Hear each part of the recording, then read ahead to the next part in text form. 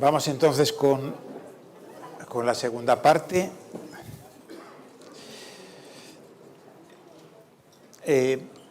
¿Les parece que va bien así la manera de exposición?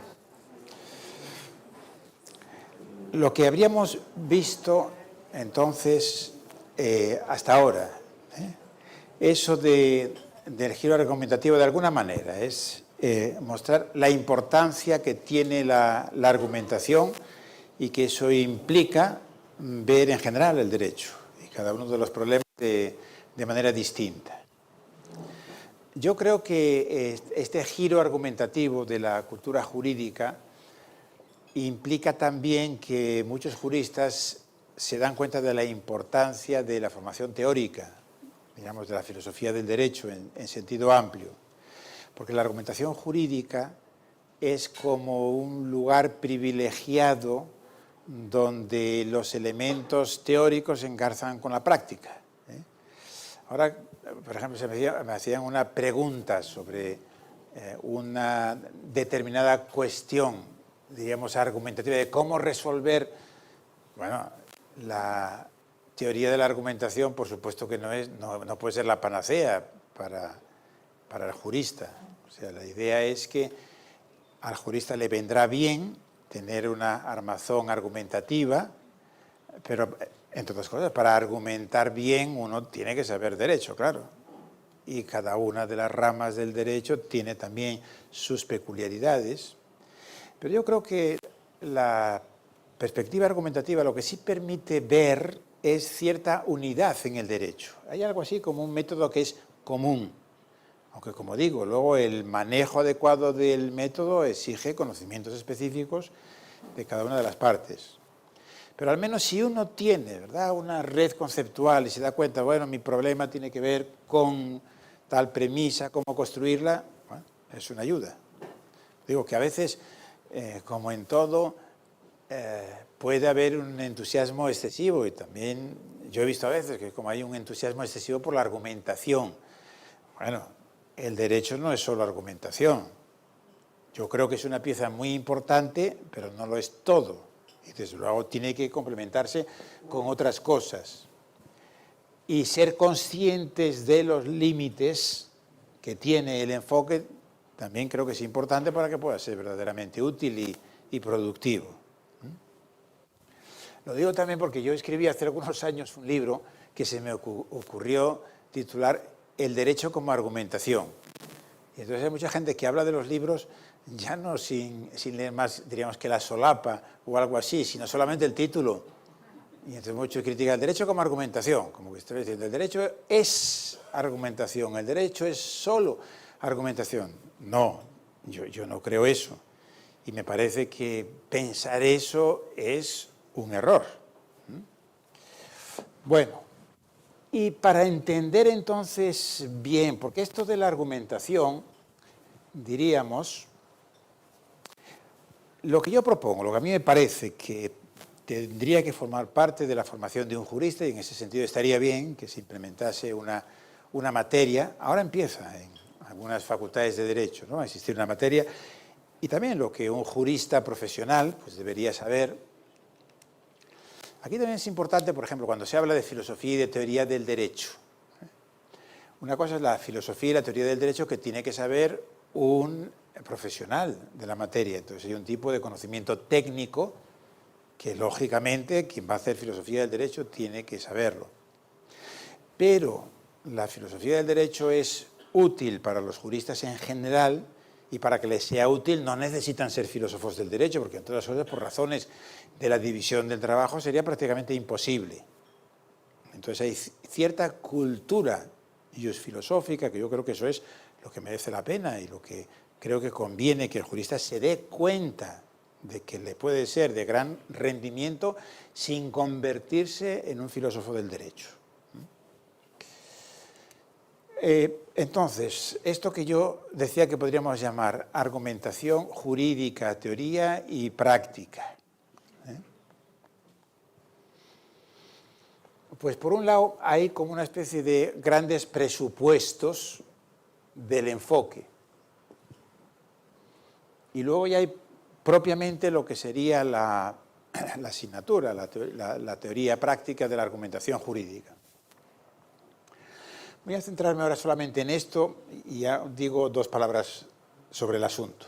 Yo creo que es una asignatura que quizás podría tener de manera análoga, ¿no?, a lo que ocurre pues, en el derecho penal, civil, en fin, el resto de las dogmáticas jurídicas, una parte general y una parte especial. No lo voy a desarrollar, mañana vemos un poquito esto, pero sencillamente para que vean por dónde voy. La parte general es como, si se quiere, el equivalente de la teoría del delito. Para nosotros tendría que ser el concepto de argumentación, del que no voy a tratar ahora, lo dejamos para mañana, pero como concepto verdaderamente central del derecho.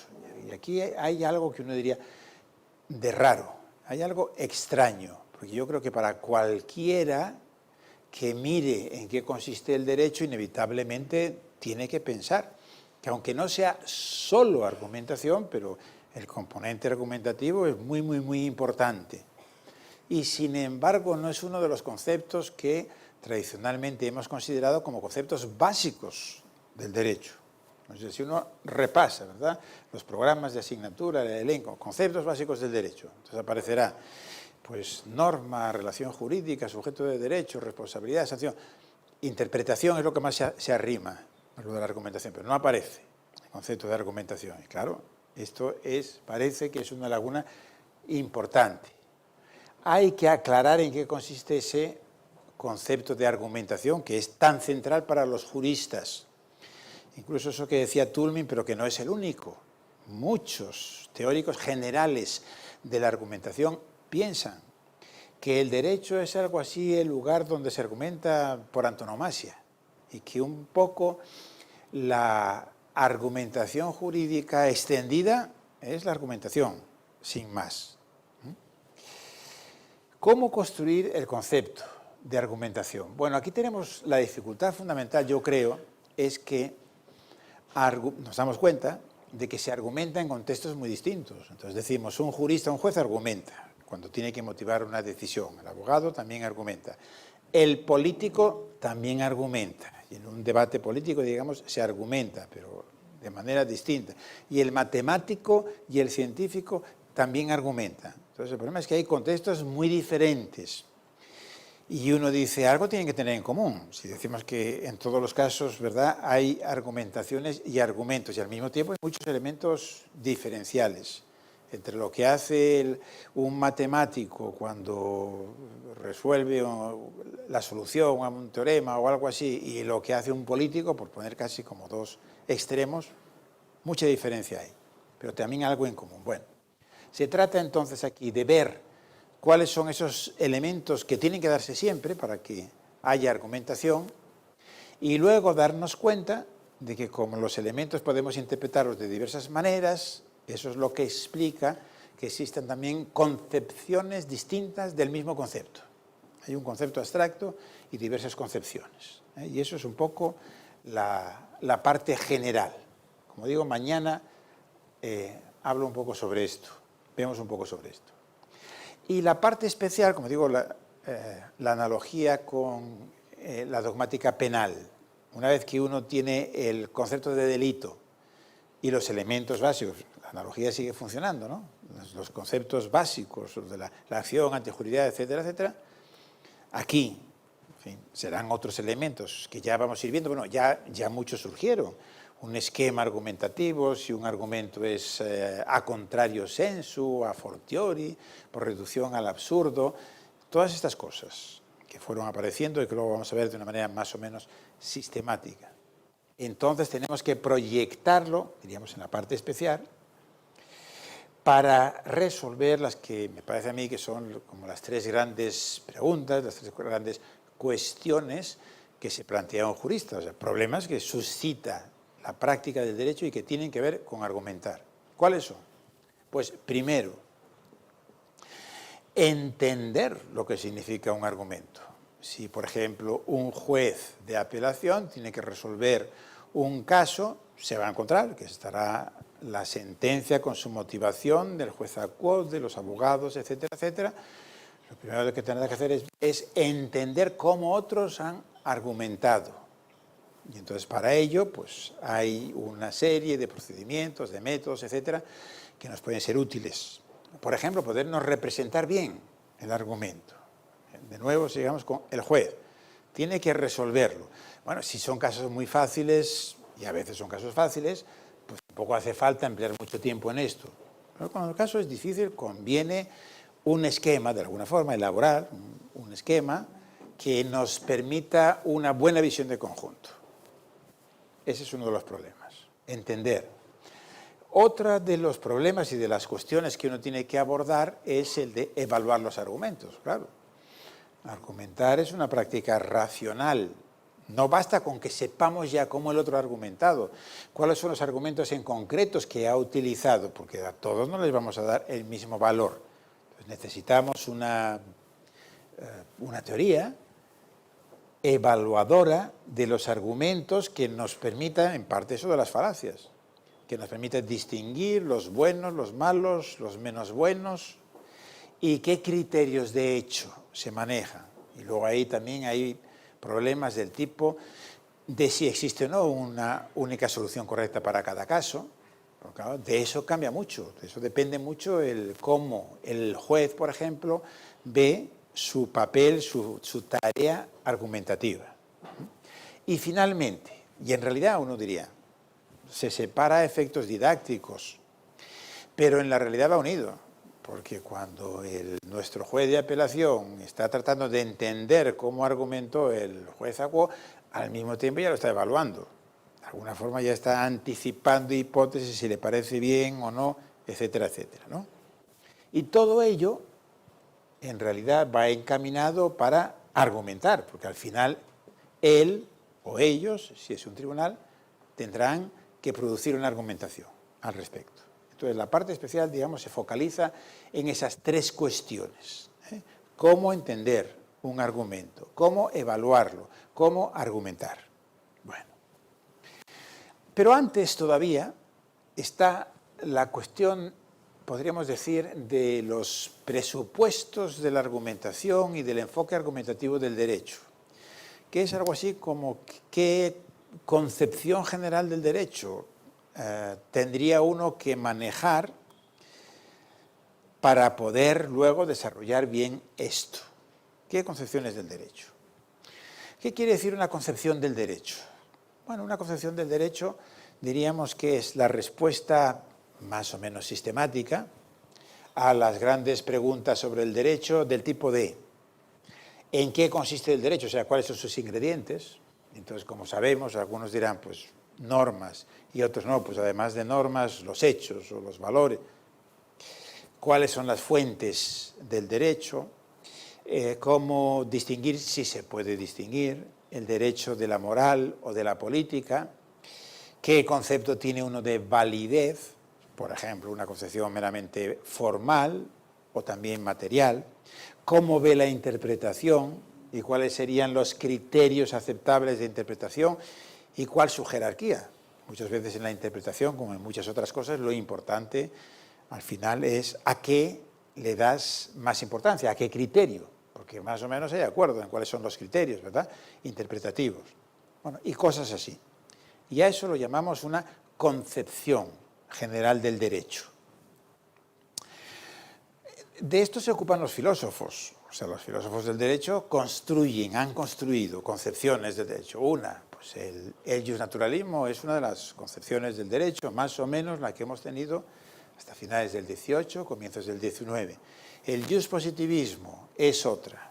Hoy se habla de esto del neoconstitucionalismo, el postpositivismo, el realismo jurídico, las teorías críticas del derecho, todo esto. Y claro, uno podría decir, bueno, y para el práctico esto es importante, porque digo, esto es de lo que se ocupa un filósofo del derecho. Para el práctico, para el juez, ¿es importante lo de las concepciones del derecho? Y entonces me parece, sí es importante. El juez, naturalmente, si no es filósofo, que por cierto se puede ser las dos cosas, ¿no? Como fue el caso de Holmes. Se puede ser juez, en este caso de la Corte Suprema, y escribir también sobre filosofía del derecho. En fin, eso puede ocurrir o no ocurrir, no ser sencillamente juez. Y en ese sentido no va a elaborar un libro sobre concepciones del derecho. Pero es importante para él tener alguna idea clara sobre las concepciones del derecho. Mi respuesta sería sí.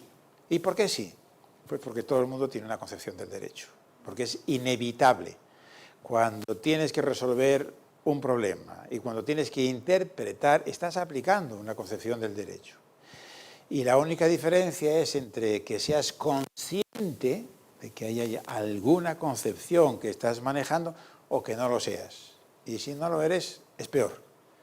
Es como si dijéramos esto de los elementos morales en la argumentación jurídica. Siempre hay, también luego lo vamos a ver, siempre hay un ingrediente moral en un argumento jurídico. Los juristas formados en una determinada tradición esto lo niegan. Pero no, yo únicamente aplico el derecho positivo, lo separo nítidamente de la moral. No es así, se puede explicar muy fácilmente que no es así y en los casos difíciles prácticamente diríamos es obvio que no es así. Porque si lo que tienes que hacer frente es una cuestión moral, dígase la eutanasia, el aborto, etcétera, etcétera, claro que sí. De donde se desprende, por cierto, que los jueces o los juristas deberían tener también una formación en filosofía moral, en filosofía política. Y entonces lo mismo pasa con esto, lo de las concepciones del derecho. Necesitamos una concepción del derecho, porque tú cuando resuelves un problema interpretativo, estás aplicando alguna concepción. A lo mejor no eres muy consciente, pero como digo, es mejor ser consciente, porque además eso te va a ayudar. ¿Cuáles son? Con esto voy yo a lo de los presupuestos, un poco de la argumentación, diríamos, de la parte más técnica de la argumentación, pero hay también un trasfondo que nos interesa. ¿Cuáles son esas concepciones del derecho? Bueno, vivimos en una época de crisis, diríamos, y de transición en muchas cosas. Entonces, también en cuanto a la manera de entender el derecho. Probablemente sabemos más bien lo que nos sirve, las concepciones que no nos son útiles, pero está menos claro cuál podría ser la concepción que efectivamente debería servirnos, ¿no?, de apoyo, de sustento. El panorama más o menos hasta los años 70, hasta la década del 70 del siglo XX. Esa fue una década muy importante porque ahí, digamos, cambiaron muchas cosas, ¿no? La crisis del petróleo y la crisis económica y la crisis del estado del bienestar, etcétera, etcétera, pues empezó más o menos por ahí y esto es lo que explica mucho de dónde estamos y de por dónde va el mundo.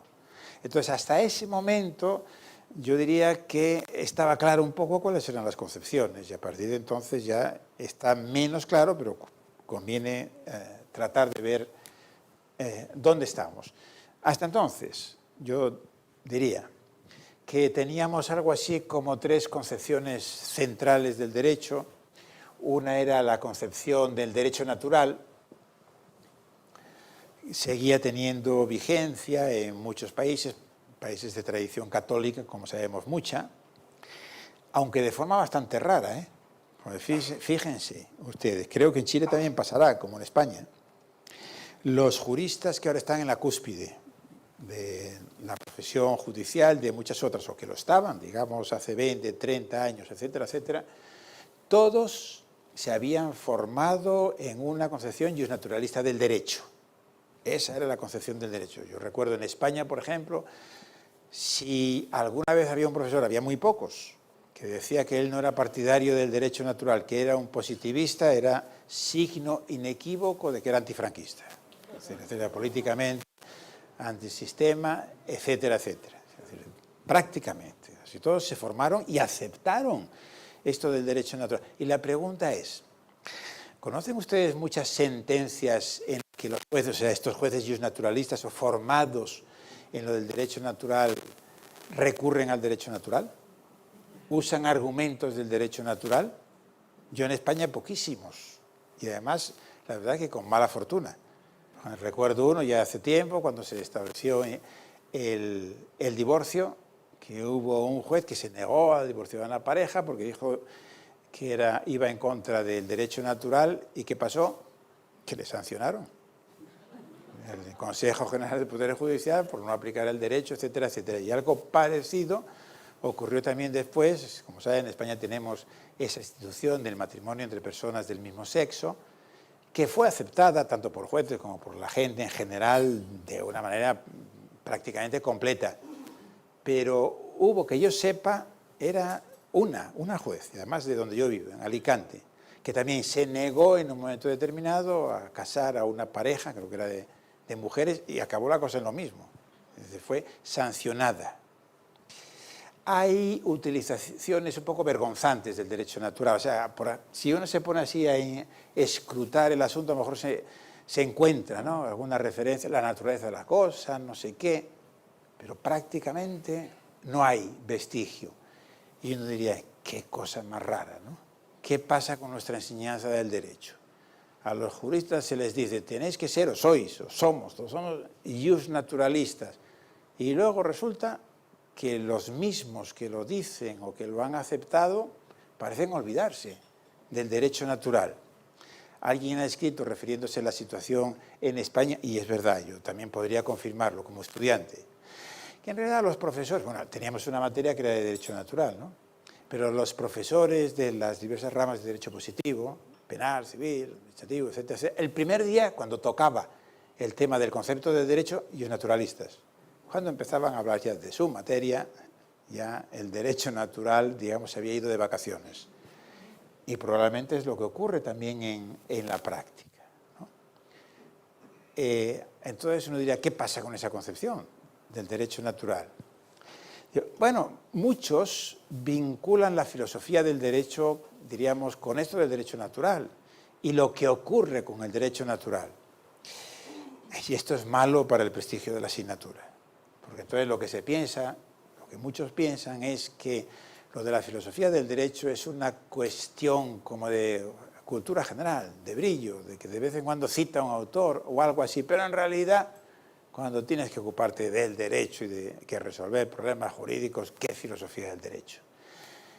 Y por eso es por lo que se la quita, por ejemplo, de los planes de estudios o se la jibariza, ¿no?, se la reduce al mínimo. De esto tiene mucho, yo creo, la culpa el derecho natural. Entonces, que hay una tendencia a entender la filosofía del derecho como si fuese derecho natural, pero también yo diría cierto derecho natural. Ahí cometeríamos también una falacia si metiésemos todo lo que ha sido el derecho natural a lo largo de la historia. Y entonces, bueno, ojo, porque hay muchas cosas que nos vienen de la tradición naturalista que sigue siendo muy importante para nosotros, ¿no? Claro, uno diría, esto de los derechos humanos y de los derechos fundamentales, en cierto modo. Cuando digo en cierto modo es, el origen histórico es el derecho natural. Por cierto, no el derecho natural tomista católico, que es más bien el que ha estado vigente en nuestros países, sino otro tipo de derecho natural, diríamos protestante, ¿no?, el de los Locke, Rousseau, etcétera, etcétera. Pero esa es una tradición muy importante. Fíjense también que con el derecho natural pasa que para nosotros está vinculado políticamente a ideologías muy conservadoras, por no decir abiertamente reaccionarias, dictatoriales, etcétera, etcétera. Las juntas militares han sido ellos naturalistas, como doctrina oficial, el franquismo en España también, etcétera, etcétera. Pero claro, en la cultura anglosajona no ha sido así. Por ejemplo, en Estados Unidos el derecho natural que es el derecho natural racionalista, es el respaldo de la Declaración de Derechos y de su Constitución. Y claro, esto es importante para entender por qué hay una variedad de culturas jurídicas y por qué, diríamos, la misma palabra, derecho natural, tiene usos distintos en diversas culturas. Entonces, bueno, tenemos que ser cautos con el derecho natural. Yo creo que con el derecho natural tradicional, tomista, francamente no hay mucho que aprender, a pesar de que Tomás de Aquino yo creo que fue uno de los grandes genios de la historia del pensamiento, ¿no? Pero digamos, eso ha tenido una derivación conservadora por un lado y por otra, diría, escapista. Nuestros naturalistas no se han interesado realmente por el derecho, ni por el método jurídico, sino más bien por construir algo así como una ideología de justificación del derecho. Y quizás eso explica que los tribunales pues, no hacen referencia, digamos, al derecho natural porque no piensan que eso verdaderamente sea útil para otra cosa para justificar un derecho positivo, normalmente muy conservador. Pero ¿hay algo del derecho natural que merece la pena rescatar o mantener? Bueno, yo creo que sí. Básicamente sería la idea para el jurista de que todo no se acaba en el derecho positivo. Esto es una cuestión importante. Y el buen jurista no puede manejarse únicamente con el derecho positivo. Esto que antes les decía, la formación de un jurista exige también filosofía moral y filosofía política. Lo que pasa es que ahí hay un equívoco, que se piensa que filosofía moral es lo mismo que derecho natural. No, derecho natural es una de las posibles teorías de la moral, pero no es la única y en mi opinión no es la preferible.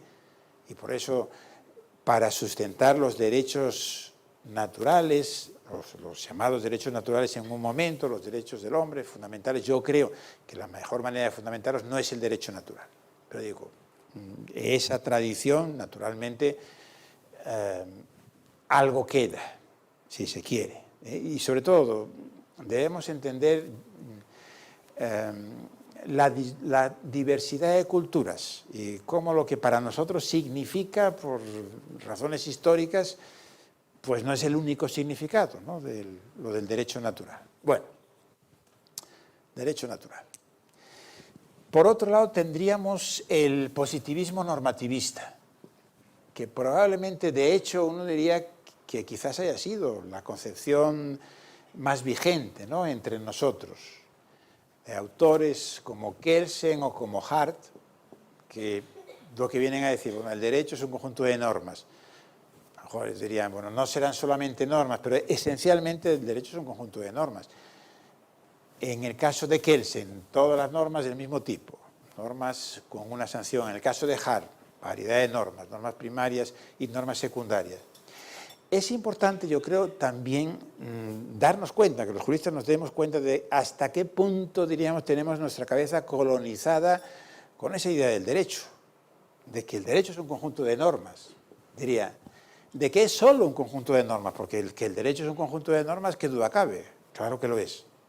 Pero el problema es que desde esta perspectiva, que como digo, me parece que es la concepción dominante, era hasta los 70 la dominante y yo creo que ahora en muy buena medida sigue teniendo mucho peso, no veamos que el derecho no es solo un conjunto de normas, que hay más en el derecho que saber sencillamente las normas. El derecho, creo, es una actividad en la que se trata de lograr ciertos fines y ciertos valores dentro de los límites que marcan las normas, claro, porque si no, no estaríamos en el derecho. Bueno, el positivismo. Al positivismo le debemos mucho, le debemos el haber clarificado muchos conceptos y esto, pues los juristas naturalmente deberían incorporárselos. Yo qué sé, tener una idea clara de lo que significa contradicción normativa, de lo que es la estructura de una norma, de lo que es una laguna, de los tipos de lagunas, de lo que es el ordenamiento jurídico, las propiedades del ordenamiento jurídico. Bueno, estos son piezas, ¿verdad?, que han ido elaborando estos autores a partir de Kelsen y a partir de Hart, pero fíjense que además es que nos importan porque a la hora de resolver argumentativamente los casos, de motivar, pues el material que vamos a utilizar va a ser este. Entonces, tener un conocimiento claro, una idea clara de en qué consiste ese material es importante. Pero creo que es una concepción excesivamente limitada del derecho. El derecho no es solamente eso. Precisamente la reacción de lo que se llamó el realismo jurídico como concepción que también era positivista, los positivistas sostienen fundamentalmente dos tesis. Una es la que llaman de las fuentes sociales del derecho, que es la fuente que se opone al derecho natural. Es decir, el derecho no es el derecho natural, es el derecho positivo. Por lo tanto, una realidad de tipo social, de tipo histórico, no existe algo así como el derecho, sino existen los derechos, que van cambiando, es una cuestión artificial, etcétera, etcétera. Primera tesis. Y segunda tesis, lo de la separación entre el derecho y la moral. Una cosa es el derecho y otra cosa es la moral. También frente a los autores iusnaturalistas. Entonces, la tesis típica de estos positivistas consiste en decir, mira, esta norma puede ser todo lo injusta que se quiera, pero es derecho. Tú la puedes criticar, pero la criticarás desde una determinada concepción moral, pero no vas a negar que, por ejemplo, el derecho nazi pues era derecho, aunque al mismo tiempo dirás derecho inicuo y quizás pues, existiría la obligación moral de desobedecerlo, lo que se quiera. Y la idea central de los positivistas es que eso es muy importante por razones, digamos, de claridad, razones de claridad conceptual. Hay que distinguir. Basado en esto, Bentham y luego Austin, y lo que se llamó la jurisprudencia analítica inglesa, organizó un poco, si se quiere, los estudios jurídicos, diciendo que había lo que llamaron una jurisprudence, nosotros llamaríamos la ciencia del derecho descriptiva, que se ocupaba de lo que es el derecho, de describirlo en abstracto, y entonces sería nuestra teoría general del derecho, los conceptos básicos, y centrándose en cada uno de los sectores, y entonces era lo que ellos llamaban la jurisprudencia particular, que son nuestras dogmáticas. Y por otro lado estaba lo que Bentham llamó la ciencia de la legislación, que se ocupaba de decir cómo debe ser el derecho. Esto es una cosa distinta y no hay que confundirlo. Precisamente Bentham fue un gran crítico de las declaraciones de derechos porque pensaba, él vive esa época, ¿no?, las declaraciones de derechos de la Revolución Americana y Francesa, que estaban mezclando todo, que mezclaban lo que era derecho, verdaderamente derecho, un derecho subjetivo, con lo que era sencillamente una propuesta de cómo deberían ser las cosas, pero no son. Esto es un poco el positivismo, yo creo que lo que podemos aprender y retener hasta cierto punto del positivismo. O sea, hacer distinciones está bien, extremar las distinciones a veces puede ser un gran error. Entonces uno dice, sí, una cosa es hablar de lo que es el derecho y otra cosa de lo que debe ser el derecho. Pero hay veces que resulta que no se puede distinguir, porque lo que es el derecho es lo que debe ser. Si tenemos un caso, diríamos, de indeterminación del derecho, ¿qué dice el derecho, por ejemplo? ¿Qué decía el derecho español en materia del matrimonio entre personas del mismo sexo? Lo que se plantea el Tribunal Constitucional. ¿Qué decía? ¿Que era conforme o que no era conforme? Bueno, una situación, digamos, de indeterminación. Para establecer lo que decía el derecho, pues tienes que tener una idea de lo que debe ser el derecho, claro, una idea de la justicia. O sea que, por eso digo, las distinciones son útiles, son importantes, pero extremarlas en ocasiones nos puede llevar a no entender cosas importantes. Y lo que decía lo de los realistas también son positivistas, tienen el mismo concepto de derecho, la misma obsesión, diríamos, por distinguir el derecho de la moral. Se ve, por ejemplo, en el caso Lochner, de Holmes es uno de los primeros realistas, su obsesión por distinguir entre el derecho y la moral. Y entonces por eso dice, yo puedo estar en contra de esta ley, no me gusta, no la apruebo desde el punto de vista moral, pero otra cosa es el derecho. Y los realistas también vienen a reprocharles fundamentalmente que el derecho no puede ser sencillamente las normas, diríamos, sobre el papel, sino que el derecho es acción. El derecho es lo que hacen los jueces. Es una famosa definición del derecho. Lo que hacen los jueces cuando tienen que tomar decisiones. ¿Y qué es lo que hacen? Bueno, sí, tienen en cuenta las normas, pero hay más. Y lo que importa es la conducta judicial. Y a veces la conducta judicial, efectivamente, es sin más la aplicación de las normas, pero otras veces no. Y por eso, Roscoe Pound, que es uno también de los primeros realistas, él trazó una distinción que yo creo que sigue siendo de gran interés. Él decía, una cosa es el derecho en los libros y otra cosa es el derecho en acción.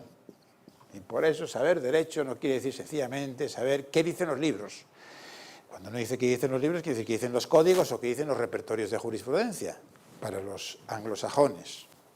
Esa es la idea del realismo, de que es una crítica, y por eso a veces ellos se presentaron como una especie de alternativa a la polémica entre el derecho natural y el positivismo jurídico, entendiendo por positivismo el positivismo normativista, el realismo. Uno diría que hay algo de sano en esto del realismo, ¿no? Saber lo que es el derecho, pues uno tiene que tener en cuenta qué es lo que ocurre en la realidad. Y los realistas también en general privilegiaron el papel del juez, porque vienen a decir, bueno, al final lo que importa es lo que determina el juez. Holmes tiene una definición que puede parecer un poco rara, ¿no?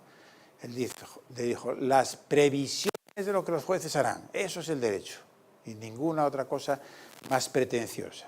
Y bueno, y otros quizás precisando más las cosas.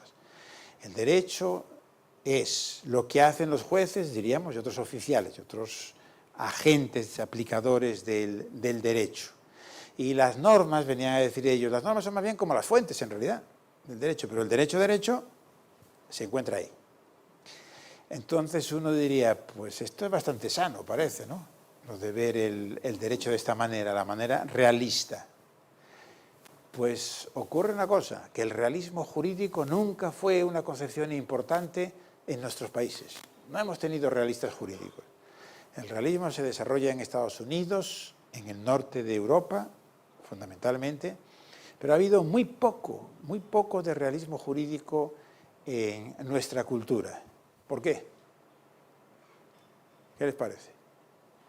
¿A qué se deberá eso? Propendemos poco al realismo. Tiene que ver seguramente con lo que antes yo decía, lo del formalismo, ¿no? El realismo es lo opuesto, el formalismo. Nuestra cultura no ha probablemente, ¿verdad?, no ha absorbido las lecciones del realismo, que de nuevo uno diría, la exageración de esto nos puede llevar también a no entender bien el derecho, pero que hay un núcleo importante, ¿verdad?, de teoría que hay que tomar del realismo, pocas dudas caben, ¿no? Claro, el realismo implica también tomarse en serio el conocimiento social, la sociología del derecho y cosas así. Saber qué es lo que pasa. Pero nosotros tenemos una increíble despreocupación un poco sobre lo que pasa, ¿no? Entonces hay muy pocas investigaciones. Pues bueno, ¿qué pasa? Los jueces deciden de tal manera. ¿Y luego qué? ¿Qué consecuencias tiene eso? ¿Se aplican de verdad o no? ¿O qué ocurre? Muchas veces, sobre todo con esto que ahora solemos llamar el neoconstitucionalismo, nos quedamos como en las palabras de la Constitución y nos olvidamos, claro, de mirar hacia la realidad, ¿no? Podemos tener, si por ejemplo uno compara las constituciones de los países, o de muchísimos de los países latinoamericanos, yo qué sé, con la Constitución alemana o de países nórdicos o algo así, uno tendría que decir, pobrecitos alemanes, qué atrasados están en materia de derechos, etcétera, etcétera. Porque si uno lee la Constitución, imaginemos, la ecuatoriana, pues esas, ya saben, en Ecuador, por ejemplo, no tienen 3 poderes, es poco, tienen 5. Claro, uno diría, ¿y por qué no investigan la realidad a ver qué pasa? Y a lo mejor pasa que resulta que es que no hay 5, en la realidad hay 1. Porque si los nombres, digamos, desde el Ejecutivo se nombran, ¿verdad? Bueno, entonces estas cosas de lo del realismo, insisto, será importante. Para argumentar bien, entonces, de nuevo, conviene que lo tengamos en cuenta. Otra teoría a la que ya hemos hecho referencia varias veces, esto del formalismo jurídico. Ya hoy es uno de los temas a tratar, ¿no?, de las palabras clave, el formalismo jurídico. Y habíamos criticado el formalismo jurídico y dicho que efectivamente, en general, tiene un sentido peyorativo el ser formalista. Pero esto no está tan claro, ¿verdad? ¿Qué es esto del formalismo jurídico? Primero, no está nada claro que mucha gente tiende a identificar positivismo jurídico y formalismo. pero no es así. El positivismo jurídico no es lo mismo que el formalismo. Si se quiere, el formalismo puede ser una forma extrema de entender el positivismo jurídico, pero no es eso, no es lo mismo. Kelsen, que se suele poner como un ejemplo de formalista, realmente no era nada formalista. En materia de interpretación y de aplicación del derecho no era nada formalista, fíjense, que puede resultar sorprendente, ¿no? Porque uno dice, el formalista es el que dice que en materia de argumentación, de interpretación, aplicación, lo que hay es el silogismo, y ya está. Pues Kelsen, al final de su vida, escribió un artículo diciendo que la lógica no se aplica a las normas, o sea que eso del silogismo práctico carece de validez, que no hay silogismo subjuntivo que valga, sino que él más bien era un irracionalista, o sea, el derecho, el juez crea, en todos los peldaños, ya recuerdan, de la pirámide, ¿verdad?, se produce una creación del derecho, una creación discrecional, básicamente, porque no hay lógica. Fíjate también la consecuencia que tiene esto, por parte de quienes piensan que para manejarse en el derecho del Estado constitucional, el modelo teórico debería ser el de Kelsen. Pero uno diría, pero alguien como Kelsen que piensa que la lógica no se aplica al derecho, a las normas, quiere decir que no puede dar cuenta de la motivación. Y si una de las claves de la concepción constitucional es que los jueces y los otros órganos públicos tienen que motivar, Kelsen, un kelseniano, tendrá que decir que es imposible motivar, porque si no hay lógica que valga, y fíjense, si ni siquiera la lógica, ya no digamos nada de todo esto que había yo llamado racionalidad práctica. O sea, si la lógica no da criterios, muchísimo menos lo va a dar todo esto de la coherencia. Kelsen tenía una concepción en materia de justicia que se llama emotivista. O sea, en un librito que él escribió en la década de los 50, que llamó ¿Qué es justicia? What is justice? Dijo aquella frase famosa: la justicia es un ideal irracional. No se puede hablar racionalmente sobre la justicia. Dice, naturalmente es lo más importante, pero es una cuestión que pertenece al campo de lo emocional, de lo no racional. Y de nuevo diríamos, si es cierto que en la argumentación jurídica siempre hay un ingrediente moral de justicia y resulta que esto es irracional, imposible la motivación. O sea, Kelsen no fue formalista y Hart tampoco. O sea, los grandes positivistas del siglo no fueron formalistas. El formalismo, si se quiere, es una manera extremada de ver el positivismo jurídico. O sea, valdría para ciertas tendencias del positivismo jurídico. La de la escuela de la exégesis efectivamente era formalista. Lo de la jurisprudencia de conceptos alemana también. Pero las grandes doctrinas positivistas, diríamos, no. Y eso es una aclaración que conviene hacer. Vamos entonces a esto del formalismo. Bueno, con esto del formalismo, por otro lado, hay también mucha confusión. Yo creo que quizás el cambio más importante que debería ocurrir en la cultura jurídica de nuestros países sería la superación del formalismo jurídico. O sea, lo peor que tenemos nosotros en nuestra cultura es que somos excesivamente formalistas. Y entonces nos desentendemos, por así decirlo, de la idea de que el derecho es una actividad para lograr ciertas cosas, digamos, la justicia, como quiera que se entienda, y nos quedamos muchas veces únicamente en la letra, y entonces en ese sentido no se cumple satisfactoriamente el rol que tiene que cumplir, por ejemplo, un juez. Y luego vamos a discutir sobre un caso donde me parece que muestra el riesgo del formalismo, un caso español. Pero antes conviene aclarar todavía un poco esto. ¿Qué es el formalismo? O sea que hay un significado peyorativo de formalismo. Cuando uno es acusado, un jurista es acusado de formalista, es una manera de descalificarlo, ¿no? Entonces, la Corte es formalista en su proceder o en su jurisprudencia sobre tal cosa. Es una manera de decir, está mal, está tomando decisiones en forma equivocada. Pero al mismo tiempo, por otro lado, también uno escucha muchas veces expresiones del tipo de las formas son importantes en el derecho, y si no hubiese formas, entonces no habría seguridad jurídica, certeza y cosas por el estilo. Entonces esto parece contradictorio, ¿no es así? Bueno, porque el concepto de formalismo es ambiguo.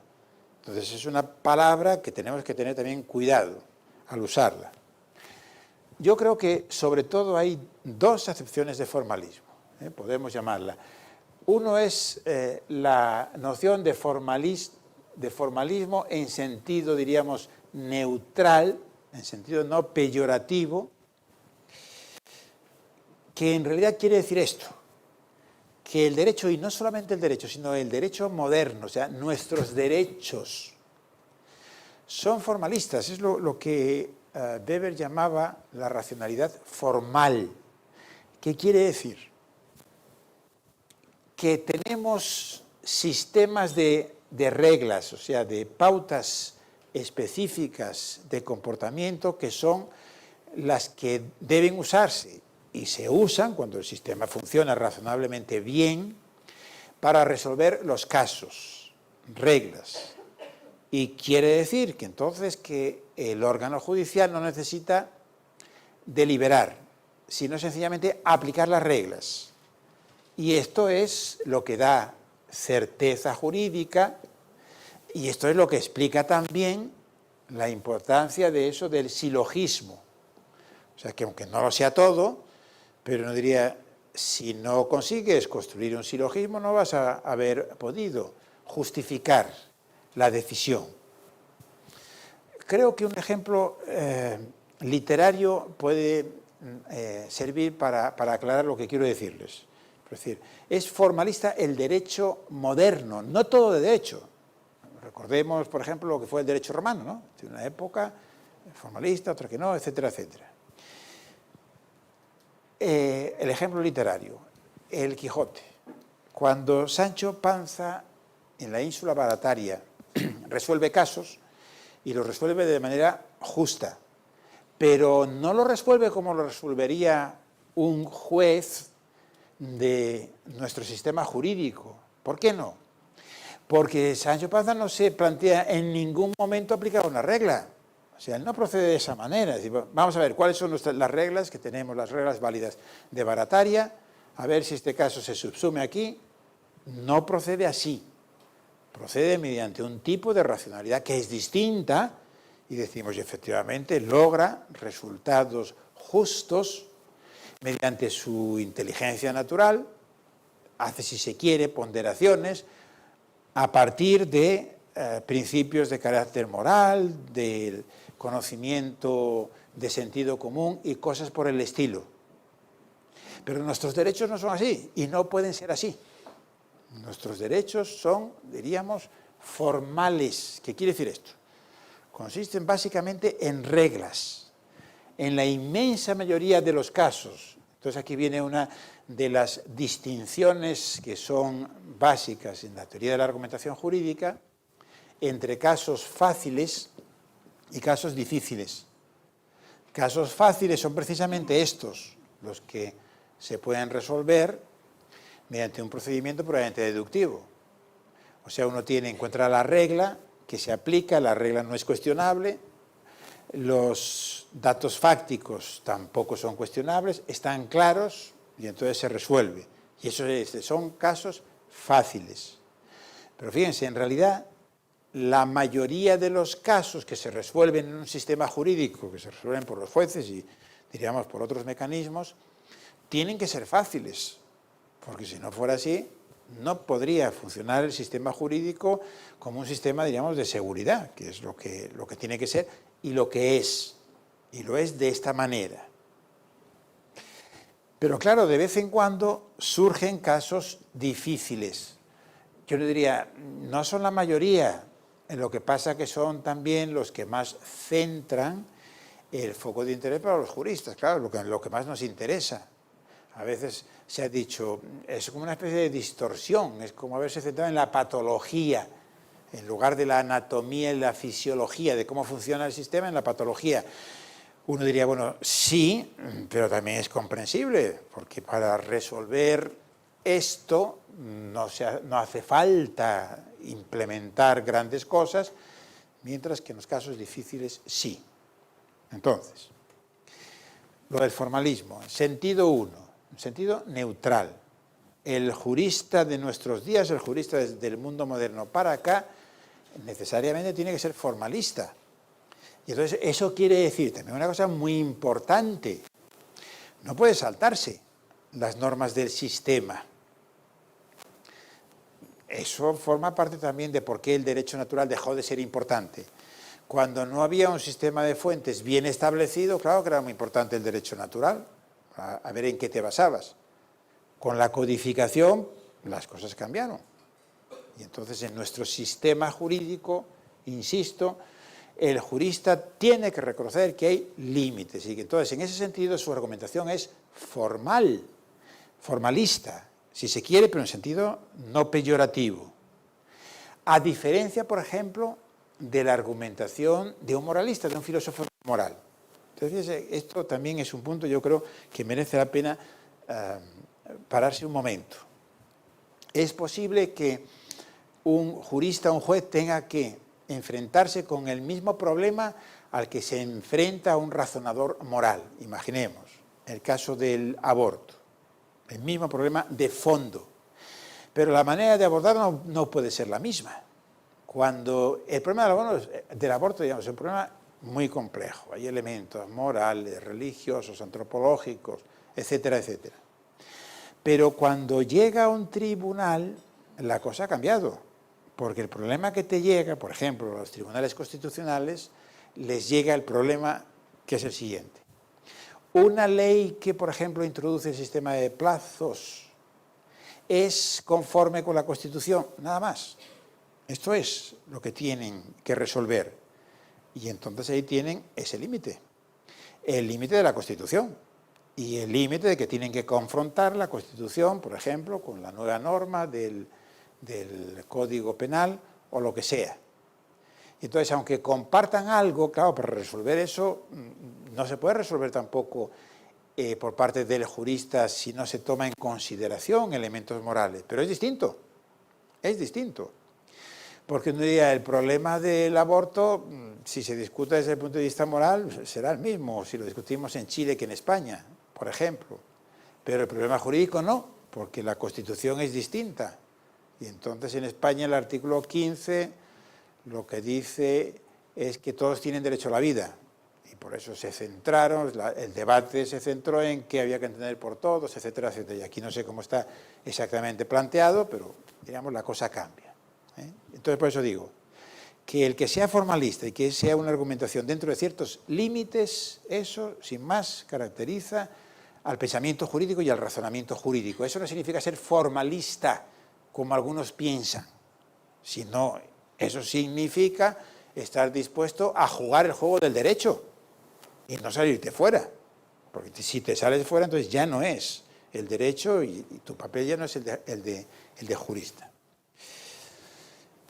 Ahora, el formalismo en sentido 2, que esto es el que tiene un sentido peyorativo, y cuando yo digo nuestras culturas me parece que adolecen de formalismo y deberíamos modificarlas porque eso impide que los jueces, por ejemplo, puedan hacer justicia a través del derecho, que es lo que les pedimos, ¿no? Que es lo que tienen que hacer.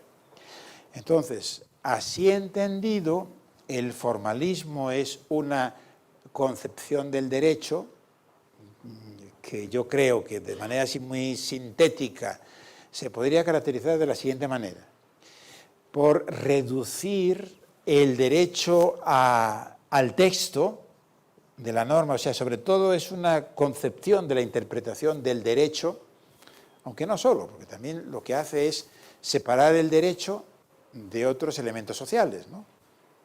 Por ejemplo, no toma en cuenta las consecuencias, los valores, Y entonces, a la hora de entender las normas, de interpretarlas, se queda sencillamente en el texto y no toma en consideración lo que ahora se suele llamar las razones subyacentes a las normas, que en fin, que más o menos viene a ser lo que tradicionalmente se llamaba los instrumentos teleológicos y valorativos de interpretación.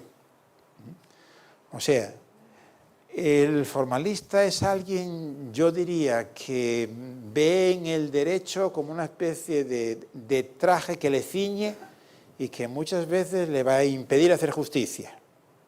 Esta es la cosa. Y superar el formalismo jurídico no significa ir por fuera del derecho, porque eso es lo que no puede hacer el jurista, o sea, en otro sentido, del formalismo, sino entender adecuadamente el derecho y procurar, sin salirse del derecho, encontrar una solución justa. Entonces, claro, aquí estamos en el núcleo de lo de la argumentación, porque argumentar en estos casos es una tarea simple. Bueno, como decimos, casos fáciles y casos difíciles, y también se podría decir casos intermedios, hay algo menos que fáciles sin llegar a ser muy difíciles o algo así, y progresivamente va siendo más complicada también la argumentación.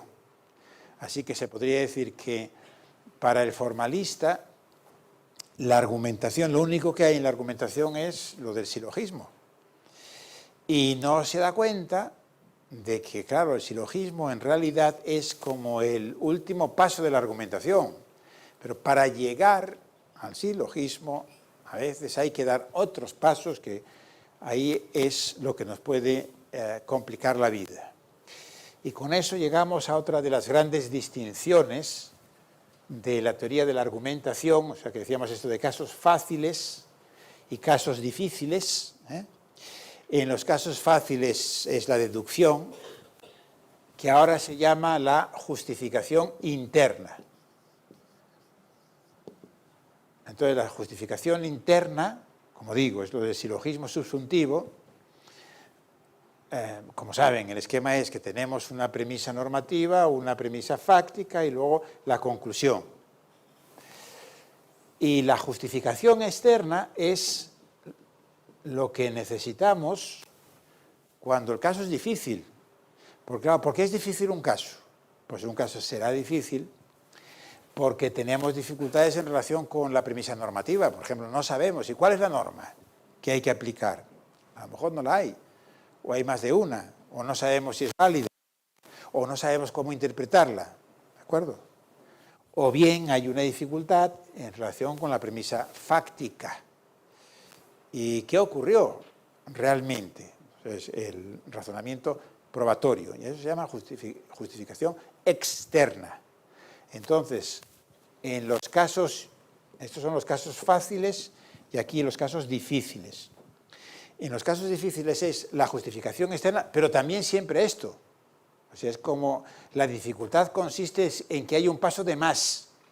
Al final llegarás al mismo esquema, pero el problema es que no tienes las premisas dadas.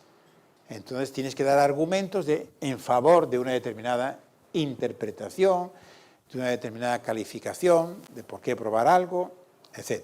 Bueno, eso entonces es otra de las concepciones. Y quizás la última, por dar así como un panorama más o menos completo, sería las llamadas teorías críticas del derecho. Bueno, que eso hasta aproximadamente por ahí los finales, mediados de los 70, pues eran concepciones marxistas del derecho. Y a partir de entonces, pues podríamos decir que consisten en alguna combinación de un marxismo débil. Cuando digo un marxismo débil, quiero decir, por ejemplo, un marxismo que no sostiene radicalmente la tesis de la extinción del derecho. Porque, claro, si piensas que el derecho es algo que está destinado a extinguirse, tampoco vas a tener interés en construir una teoría y una dogmática jurídica, ¿no?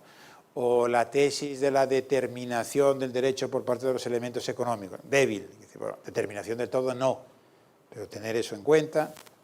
Bueno, ahora hay una serie de corrientes en todos los países que se suelen llamar así, teorías críticas del derecho,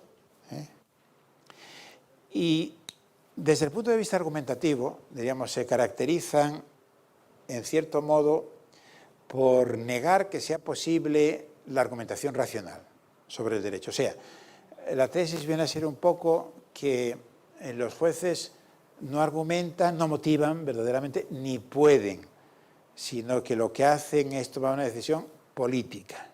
Es una cuestión, diríamos, de poder.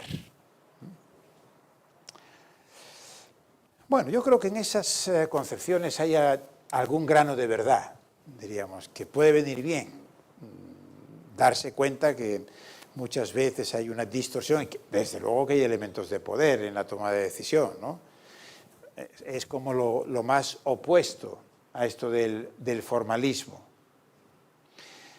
Pero si uno lo radicaliza, como normalmente suele ocurrir, pues yo creo que el problema es que se convierten en teorías sencillamente no útiles, porque no pueden guiar el papel de los juristas y porque además yo creo que están desenfocadas.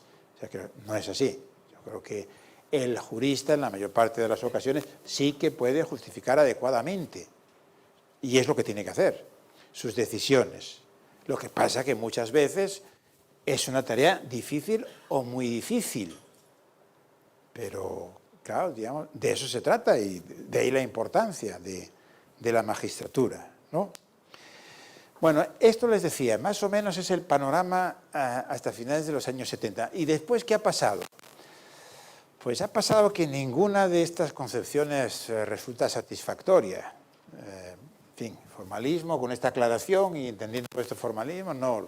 Ahora decía lo de la teoría crítica, tampoco, y todas las otras, ¿no? Se produce una cosa curiosa, es decir, por ejemplo, nadie dice hoy que es positivista a secas, sino dice, pues soy positivista incluyente, positivista crítico o algo así. O sea, las señas de identidad también se han desvanecido mucho. Los naturalistas, como saben también, tienen un problema, diríamos, de legitimación o algo así, también suelen ocultar el rótulo. Y entonces hoy normalmente cuando oigan hablar de alguien que dice que es partidario de la hermenéutica, pues eso es lo que en otra época diría que es naturalista, pero hoy el rótulo hermenéutico, como ahora se dice, vende mejor, te evita. Entonces estamos en un momento de transición donde sabemos que ninguna de estas concepciones es completamente satisfactoria.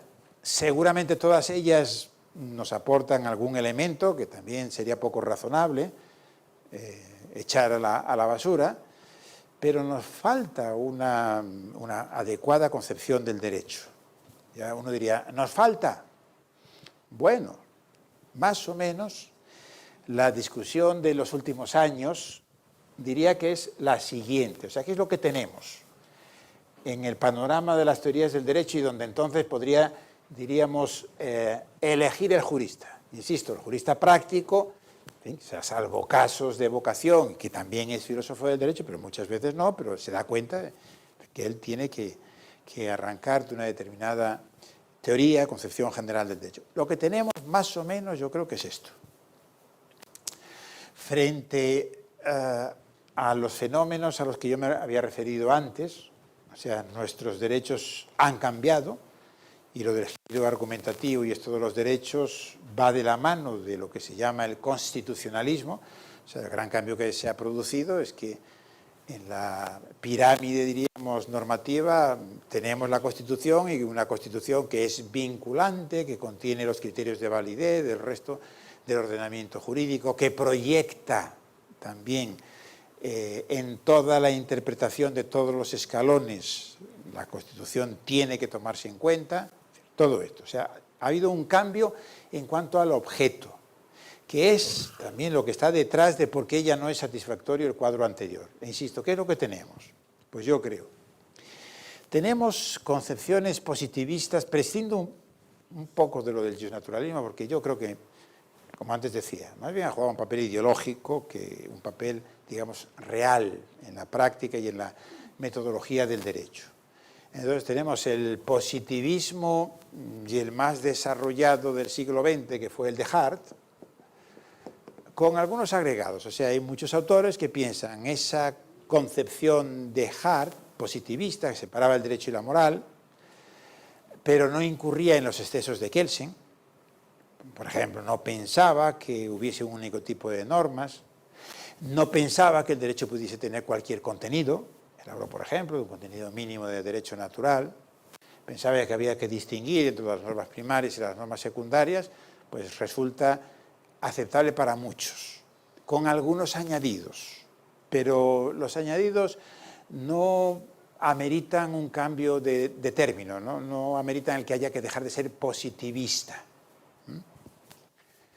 Y por otro lado están los que ahora se suele llamar constitucionalistas, pero entendiendo por constitucionalismo como una visión general del derecho, o sea, no es lo de los que se dedican al derecho constitucional, es una visión general del derecho, constitucionalismo, que vienen a decir, miren, el cambio es de tal magnitud, esto del constitucionalismo, que incluye, por cierto, la existencia de un tribunal constitucional, ¿no? Toda la importancia que tiene, que necesitamos un nuevo paradigma. El paradigma clásico, incluso el mejor de ellos, como pudiera ser el dejar, no sirve. Y aquí, a su vez, pues hay diversas variantes. Les cuento un poco, así muy abreviadamente, de dónde está, yo creo, la discusión. Algunos, como este Ferrajoli, al que yo antes me había referido y que seguramente sea también muy conocido en Chile, lo que viene a decir es, necesitamos un nuevo paradigma, pero ese nuevo paradigma tiene que ser positivista. Lo que pasa es que no es este positivismo, eso lo llama despectivamente, ese es un paleopositivismo, es el positivismo adecuado del Estado legislativo. En eso es lo que tienen en la cabeza los Kelsen, Bobbio, Hart, etcétera, etcétera. Y ahora, con esto de la Constitución, hay un neopositivismo que es lo que él llama el positivismo garantista. Esta es un poco la idea de Ferrajoli. Positivista, pero estos cambios de la Constitución hace que cambie el enfoque del derecho. Son básicamente la idea, yo diría, más importante de Ferrajoli, es que él piensa que hay como dos dimensiones internas al derecho positivo. La que tiene que ver con la validez formal de las normas y la validez en sentido pleno, con la validez sustantiva. Sustantiva porque implica utilizar criterios referidos a los derechos fundamentales, o sea, a la Constitución. Más o menos, la idea de Ferrajoli es hay que tomarse la Constitución en serio y los derechos fundamentales que están en la Constitución sin abandonar el positivismo. Esa es la idea. Frente a esto, ahora se ha puesto muy de moda, yo creo, me imagino que también en Chile, mucha gente habla del neoconstitucionalismo,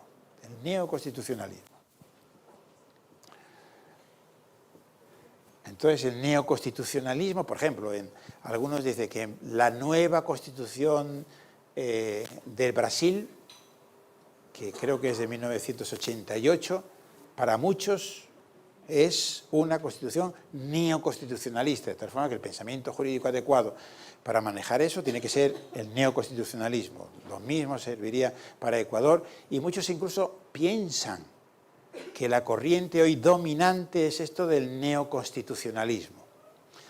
Bueno, no podemos entrar en muchos detalles, pero yo creo que esto del neoconstitucionalismo es un pandemonium, es decir, es una inmensa confusión que no se sabe qué es porque es imposible saber lo que es, porque sencillamente es un concepto mal construido. Curiosamente, el concepto y la palabra del neoconstitucionalismo se le ocurrió a algunos autores italianos, es decir, genoveses tenían que ser, italianos y genoveses, con propósitos de descalificación a los que llamaban neoconstitucionalistas, porque ellos son positivistas, son de estos positivistas. Y entonces dice, ahora hay autores, digamos, que nos están haciendo la guerra. ¿Y en quiénes están pensando? Pues están pensando en autores como Dworkin, como Alexi, como Nino, y les llaman neoconstitucionalistas en sentido peyorativo. Y los definen diciendo que para esos autores ya no hay distinción entre el derecho y la moral, digamos, lo mezclan todo. El derecho no consiste en reglas, recuerden eso, lo del formalismo en el primer sentido. El derecho no son reglas, sino que son sencillamente principios, y principios morales. Y entonces todo eso lleva a defender el activismo judicial. Eso es una invitación a los jueces de los que sean activistas. O sea que la maniobra es la siguiente.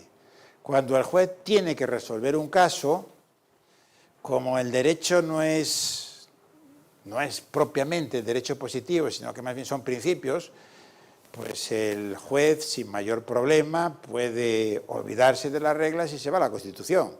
Y siempre va a encontrar algún principio pues, que le va a permitir tomar la decisión que a él le gusta.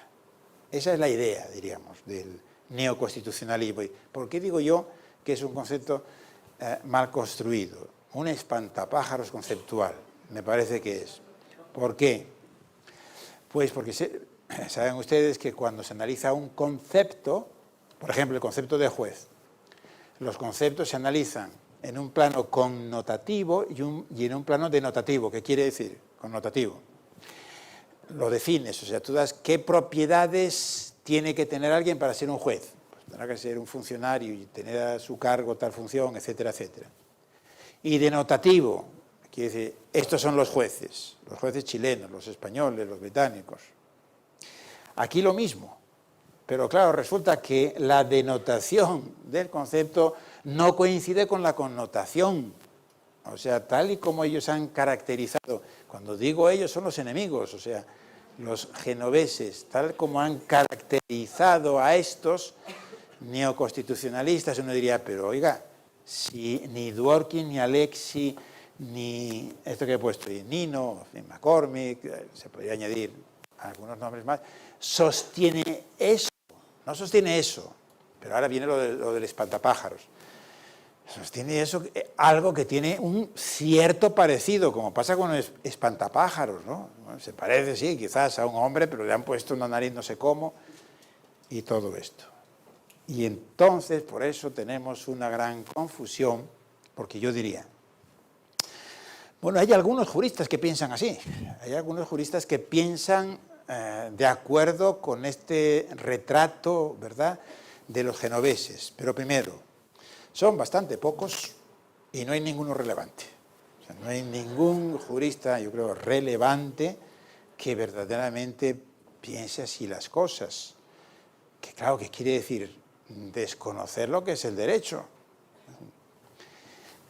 Pero podemos utilizar la expresión, yo diría, la expresión se puede utilizar como forma de castigo. Quiero decir, el que a sí mismo se califica de neoconstitucionalista, pues allá él. Si quiere llamarse así, que se llame. Pero estos autores, yo por cierto, yo me incluiría también, la manera como yo veo las cosas es muy próxima a esta, ninguno de estos se llama a sí mismo ni se ha llamado neoconstitucionalista, ni quieren saber nada de eso del neoconstitucionalismo. Uno de ellos, por cierto, es este Ferrajoli. También en los elencos que se hacen se suele meter a Ferrajoli como uno de los neoconstitucionalistas y de los que defienden el activismo judicial. Cuando a Luigi Ferrajoli se le dice eso, pues se le cae la cara de espanto, porque es justamente lo contrario lo que él defiende. Y entonces teníamos una concepción, llamémosla neoconstitucionalista, pero ¿qué metemos aquí? No a estos, a los que así se llaman neoconstitucionalistas, y efectivamente está presente, como tenemos formalistas. Yo creo, son los dos extremos a evitar. Tenemos formalistas que entonces usan el derecho, diríamos, como una especie de soga para amarrarse y que les impide hacer justicia. Tienen una concepción excesivamente pobre del derecho. Y tenemos neoconstitucionalistas que diríamos que son como gente excesivamente aficionada a la bebida, ¿no? Son como alcohólicos que se dan. Y ese es el otro extremo que no cabe. Claro, un jurista no puede prescindir de las reglas, de los límites del derecho. Además, es el otro extremo. Y esto que se dice, por eso mi presentación ahora es muy retórica. Porque ¿dónde está la verdad? En el término medio, ¿verdad? Bueno, eso del término medio es relativo, ¿no? Depende de dónde pongas los extremos. Yo, a efectos retóricos, me sitúo en el término medio porque retóricamente parece que tiene como un atractivo, ¿no? Si yo presento esto, fíjense, lo que yo quiero defender evita estos dos extremos, pero uno podría hacer un cuadro trazando de otra manera los extremos y, bueno, en fin. En todo caso, aunque no sea el término medio, es la verdad, lo correcto. Una broma, ¿no? Una concepción, esta, que a mí me parece que es la concepción que debería tener un jurista para manejarse, para argumentar competentemente, etcétera, para esforzarse por encontrar soluciones justas sin salirse del sistema. Es lo que se podría llamar el postpositivismo constitucionalista. Postpositivismo, lo que hay que decir, no es positivista, pero el positivismo ha aportado, o aporta muchas cosas, más bien ha aportado, yo diría que aporta. Yo creo que es una concepción, diríamos que ya ha dado de sí lo que tenía que dar. Pero sin duda, hay frutos que sería completamente absurdo desconocer. Y no es el neoconstitucionalismo. Y a ver, entonces trato de precisarlo un poco, pero va a salir también mañana, porque son las cuestiones, me parece, más de fondo. ¿Qué quiere decir eso? ¿Qué quiere decir eso? Ser pospositivista. ¿Y qué es lo que más o menos, diríamos, los autores que se incluyen aquí defienden, bueno, con matices y tonalidades distintas, pero más o menos, la idea es que el derecho es una empresa autoritativa y consiste en normas que proceden de la autoridad y que son vinculantes y que marcan un límite. Pero el derecho no es solamente eso, o sea, es una especie de visión dual del derecho. El derecho tiene un ingrediente autoritativo, pero tiene también un ingrediente valorativo. Y no podemos desconocerlo, porque si no, seríamos así como ciegos a la hora de entender para qué ha de servir el derecho, cómo guiar el comportamiento de un jurista. Hay estas dos dimensiones, autoritativa y valorativa. El derecho es distinto de la moral desde cierta perspectiva, pero desde otra no. Por ejemplo, a la hora de identificar lo que es derecho en un sistema que incluye la Constitución y que incluye la Declaración de Derechos y que incluye, por ejemplo, el concepto de dignidad humana. Si, por ejemplo, imaginemos que discutimos una institución como lo de la subrogación, la maternidad subrogada, ¿no? Ya saben, o sea, que se haga un contrato con una mujer, una pareja, un contrato con una mujer para que lleve adelante un embarazo y luego, digamos, cede el niño a la pareja que ha hecho el contrato. En España eso es nulo de pleno derecho, pero diversas parejas españolas se van a California, donde ese contrato sí que se acepta, es válido. Y hacen el contrato, tienen el niño y van a inscribirlo a España. Y entonces en España se le pone problemas a ver si va contra el orden público español o no. Claro, ahí lo que se discute el fondo del asunto, bueno, ahí el tecnicismo jurídico, ¿no? Si eso no es orden público, etc. Pero el fondo del asunto es entenderlo un concepto moral, lo que es la dignidad humana. ¿Va realmente contra la dignidad humana? Bueno, hay que pararse un momento y ver qué significa realmente dignidad humana, no usarlo sencillamente como una palabra, en fin, talismán, una cuestión moral. Y eso ocurre con muchísimas cuestiones, con las cuestiones más difíciles, porque los criterios morales, los conceptos morales están incorporados en la Constitución, y la Constitución es derecho válido. Entonces es inevitable, o sea, lo que quiere decir.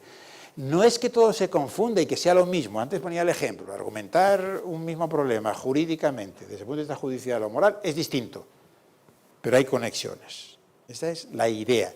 Y en ese sentido se diferencia de los positivistas, porque los positivistas solamente ven el derecho como un fenómeno de autoridad. Y ahí está la cuestión de Ferrajoli. Claro, Ferrajoli sigue siendo positivista. Para él el derecho es puramente la autoridad. Lo que pasa es que él incluye no solamente las leyes, sino también la Constitución y trata de desarrollar todo lo que la Constitución da de sí, pero como fenómeno autoritativo. ¿De acuerdo? A propósito de esto de lo de las reglas y de los principios y la ponderación y el activismo judicial, esto es una sucesión también, yo creo, de paralogismos, de falsas oposiciones. Es absurdo plantear la cuestión como que el jurista tuviese que elegir entre ver el derecho como reglas o como principios, entre subsumir para resolver los problemas o ponderar. El jurista tiene que hacer una cosa y la otra. No hay ningún problema de alguna importancia que no requiera tanto reglas como principios. Por eso es el error. No es reglas frente a principios. O sea, los positivistas o Ferrajoli vienen a decir el derecho son solo reglas. Los neoconstitucionalistas, es decir, el derecho son solo principios. Pues no, los derechos son reglas y principios. Y el problema con que verdaderamente hay que lidiar es el cómo combinar reglas y principios para resolver los problemas. Y lo mismo pasa con lo de subsumir y ponderar. Y ahora, para cumplir más o menos con el programa, hemos hablado mucho de formalismo y han visto ahí que había un problema del derecho español, una de las cuestiones más discutidas y sin duda de más importancia práctica que ocurrió en España, que tiene que ver, yo creo, mucho con el formalismo. Les cuento el caso, el texto ahí que tiene lo de los desahucios, los jueces y la idea del derecho, los desahucios. Como consecuencia de la crisis económica, después de 2007 ocurrió que mucha gente que había tomado un préstamo y los bancos daban alegremente prácticamente todo el dinero que costaba, diríamos, una casa. En España no tenemos la dación en pago, de tal manera que uno no salda la deuda con el banco sencillamente diciendo no puedo pagarte, quédate con la casa, sino que sigue siendo responsable con todos sus bienes. Y entonces ocurrió que mucha gente, ¿no?, que estaba con un préstamo hipotecario, cuando llega la crisis dejan de pagar porque no pueden, se quedan sin trabajo, etcétera, etcétera. Los bancos inician procedimientos ejecutivos contra ellos. Y el sistema español, que es una ley también relativamente reciente, pero claro, anterior a la crisis, establece un sistema de tal manera que tú no puedes alegar, en un proceso de esos ejecutivos, tú no puedes alegar que una cláusula es abusiva y que entonces se detenga el procedimiento. Sigue el procedimiento. Te dice, no, tienes que ir a un declarativo. Pero claro, cuando llegas al declarativo ya has perdido la casa, todo, etcétera. Entonces se produjeron situaciones, diríamos, enormemente injustas. O sea, de gente que no solamente es que pierde su casa, que a lo mejor había pagado, pues depende, algunos podrían haber pagado muy poco, 10 o más. El banco se queda con la casa y la tasa, claro, por un valor, porque es el valor de tasación de entonces, como consecuencia de la crisis, caen los precios de las viviendas, que puede ser muchas veces a lo mejor la mitad. Y el otro, o sea, el que había hecho el crédito hipotecario con el banco, se queda sin casa y con una enorme deuda. Y entonces, ¿qué hacer? Bueno, la gente, uno decir, incautos de ellos, algunos fueron a los jueces. Los jueces para que les resolviesen los problemas, ¿no? Esto lo digo muy irónicamente.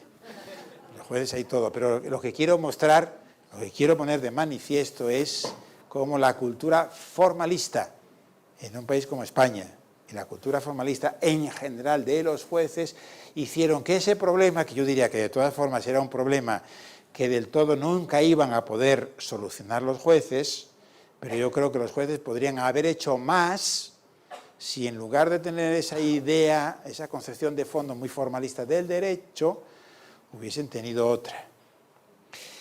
Algunos, pero muy pocos realmente, de los jueces aplicaron la figura del abuso del derecho. Claro, esto es una cosa curiosa, porque si tú vas a los manuales de derecho civil, abuso del derecho, y te dicen sí, se produce el abuso, no solamente cuando haya, o sea, subjetivamente, ¿no?, que haya la intención de abusar, cuando ya no te reporte verdaderamente un beneficio, etcétera, etcétera, sino también se reconoce el abuso en términos objetivos. El daño es desproporcionado. Es lo que habría que aplicar aquí. El daño es desproporcionado, ¿no? Pero los jueces españoles, prácticamente todas las audiencias, negaron que se pudiese aplicar la figura del abuso del derecho. ¿Por qué?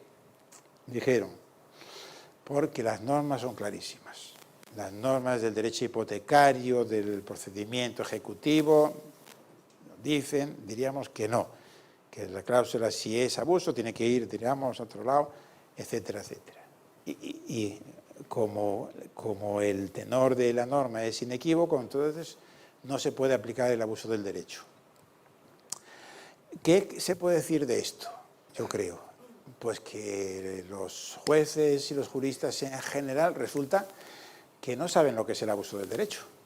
Porque claro, el abuso del derecho no es cuando no hay norma, cuando no hay regla, o cuando es oscura la regla. Es otra cosa. El abuso del derecho implica una buena combinación de reglas y principios. El abuso del derecho significa, y es una de las cláusulas incorporadas en todos nuestros sistemas jurídicos como un mecanismo de flexibilidad. Fíjense también por qué es importante lo de las reglas y los principios. Las reglas dan seguridad, dan certeza, no podemos prescindir de ellas, pero de vez en cuando necesitamos flexibilidad. Y precisamente eso es lo que se logra a través de los principios y de figuras que se basan en los principios, como es esta del abuso del derecho. Entonces, el abuso del derecho es un caso de lo que podemos llamar laguna axiológica.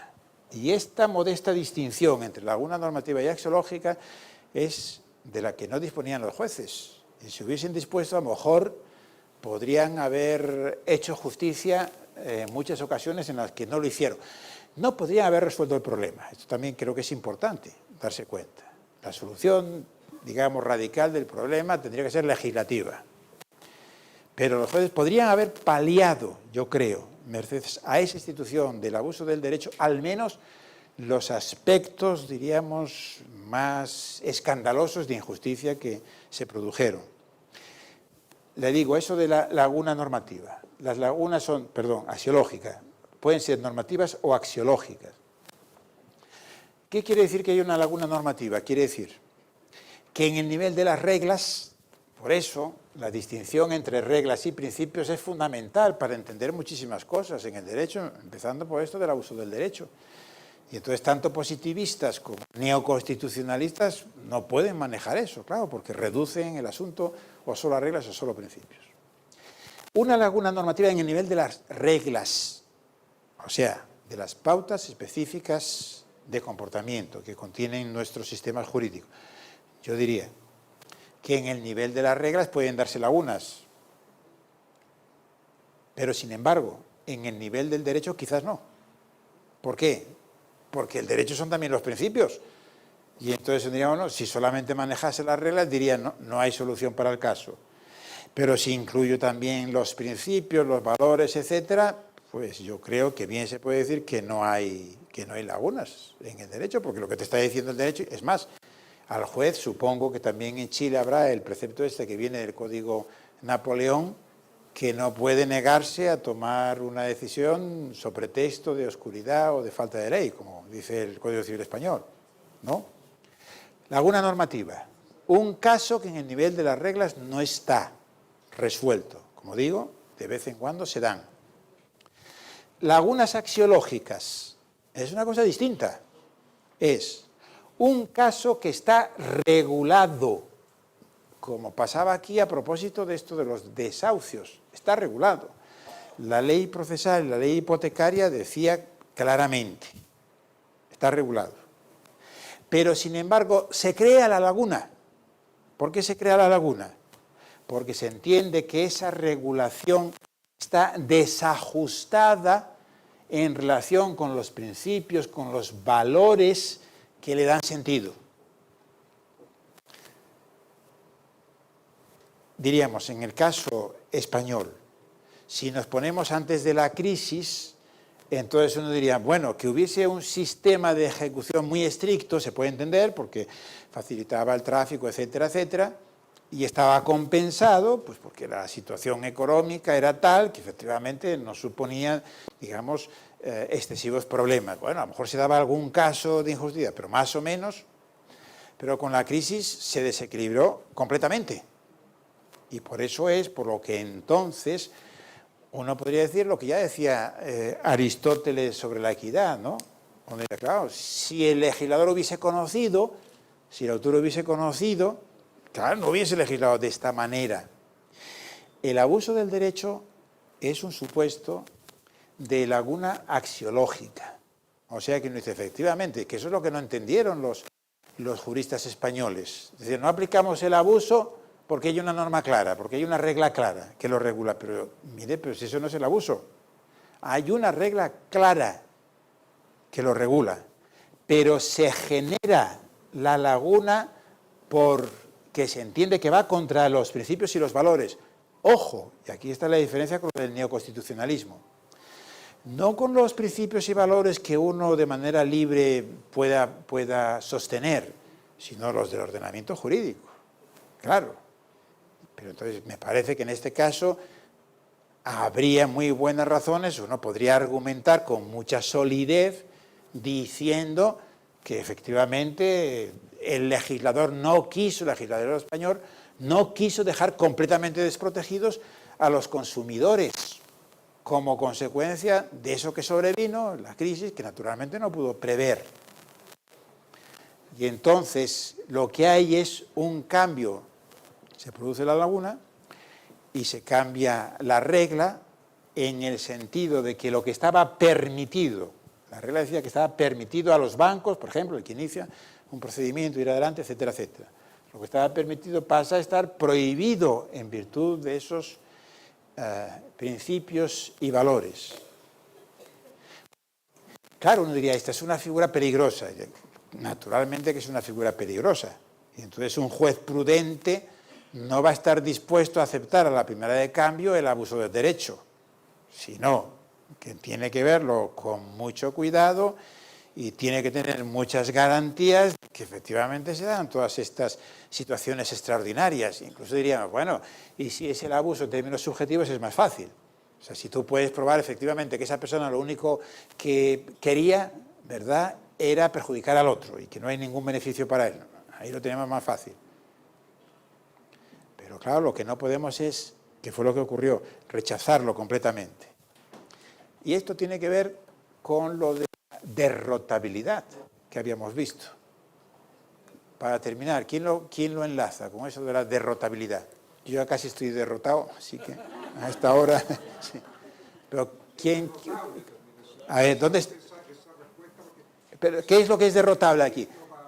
¿Pero qué es lo que es derrotable aquí? Eso es. Porque antes decíamos, ¿no?, un argumento es derrotable. Aquí, en realidad, ¿qué sería derrotable? La regla. La regla. Las reglas son derrotables excepcionalmente. Excepcionalmente. Pero, digamos, esa manera de pensar y entonces de razonar, ¿qué quiere decir? Ver los artículos estos de la ley hipotecaria o la ley de procedimiento, ¿no?, que cuando dice que no se puede suspender el proceso, alegando, ¿no?, que la cláusula es abusiva. Ver derrotable quiere decir entender que implícitamente habría ahí una cláusula que dijera, a no ser que se produjera un daño enorme y un gran desequilibrio. entre las partes. Bueno, con eso es con lo que chocan los formalistas. Por eso digo que entonces el asunto de lo de la derrotabilidad es muy importante, que en realidad es lo de las excepciones implícitas a las reglas. Excepciones explícitas no hay problema, todos sabemos que sí, claro. Prohibido esto, a no ser que si ya está escrito, no hay problema. La cuestión aquí es lo de las excepciones implícitas. Ese es el problema de la derrotabilidad. Y yo creo... Le quiero hacer una pregunta a propósito de lo que usted está afirmando. En esta concepción que usted llama dualista, integradora entre la norma y el principio, y la solución que da en este caso, y usted denomina derrotabilidad de la norma, resulta que yo veo el peligro de que el juez de instancia podría derogar una regla de frente a la aplicación de un determinado principio. Y en nuestro país, ignoro el caso en España, pero en nuestro país nosotros tenemos un tribunal que es el que hace el control de constitucionalidad, y los jueces técnicamente se deben limitar a un control conforme a la Constitución, no un control difuso, porque el control está concentrado en el Tribunal Constitucional. Entonces, si buscamos, profesor, nosotros de frente a una situación difícil como ese, un caso injusto, porque el caso que usted proponía era un caso injusto, ¿cierto? No es un tema de validez, sino que un caso reñido axiológicamente. El problema sería... Injusto, que tiene que ver también con lo de la validez. Sí, el problema sería, profesor, de que es que cuando hablamos de validez estamos en el conflicto de reglas, no en la colisión de principios. El plano de validez para el tema de las reglas. ¿Por qué estamos solamente en el nivel de las reglas? Los principios que existen, y por cierto, no solo en la Constitución, ¿o acaso en el Código Civil no hay principios? Sí, claro. Y en las leyes... Sí. Entonces, sí, el juez que tiene que aplicar el Código Civil, o sea, que estamos, efectivamente, el control difuso y concentrado, es una cuestión muy importante, depende, o sea, por ejemplo, en España, efectivamente, tenemos un control concentrado, y el juez se le dice, si piensa que una norma no es disconforme, tiene que parar el procedimiento y dirigirse al Tribunal Constitucional. Hoy en países como México, Perú, Brasil, etcétera, etcétera, el control es difuso, en fin. Esto hay una variedad, ¿no?, de reglamentaciones. Sí, es que usted lo que proponía era que el juez podía dejar de aplicar la regla. No. Entonces la entendí mal. No deja de aplicar una regla, sino interpreta adecuadamente una regla, utilizando una figura que es el abuso del derecho, que está, en el caso español, está en el Código Civil. Bueno, y si fuera una norma, por ejemplo, prohibitiva, ¿la podría interpretar de forma permisiva? ¿Eso es lo que propone usted? Si fuese una norma prohibitiva.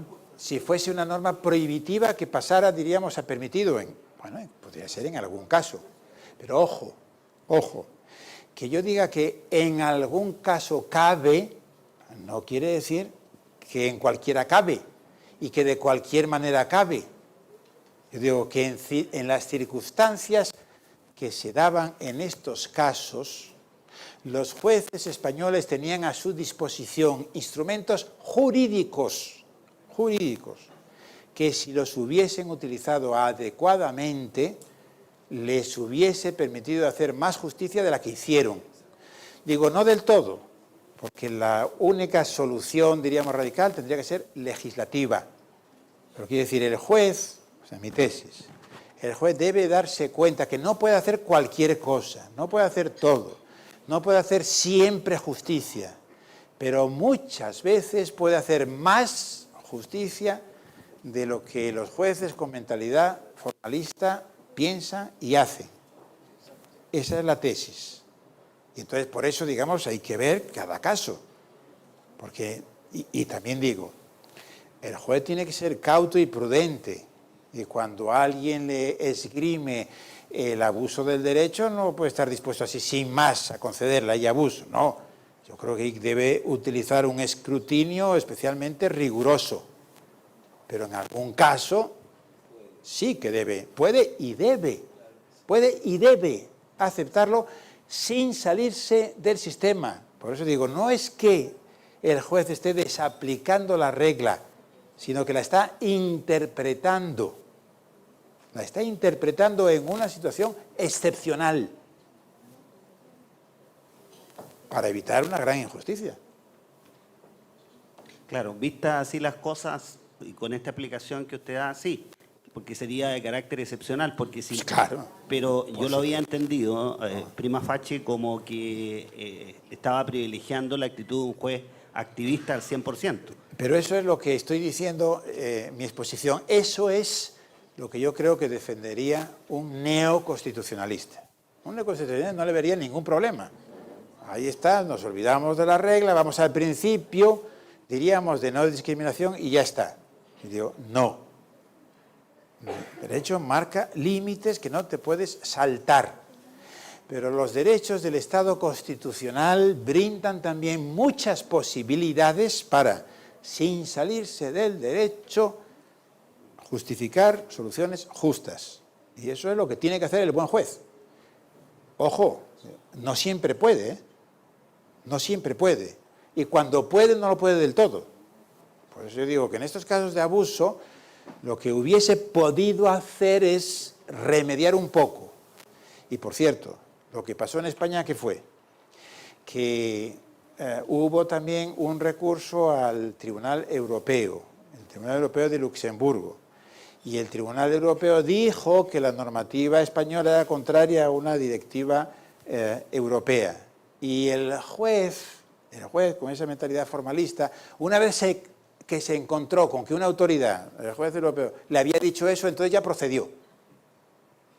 Pero yo diría, pero antes ya podría él haber hecho cosas. Entonces no es una llamada al activismo, pero quizás sí, si me acepta esta distinción entre ser activo y ser activista, yo diría, el juez no debe ser activista, pero debe ser activo. Debe ser activo. Quizás lo que caracteriza al formalista es que no es activo, es pasivo.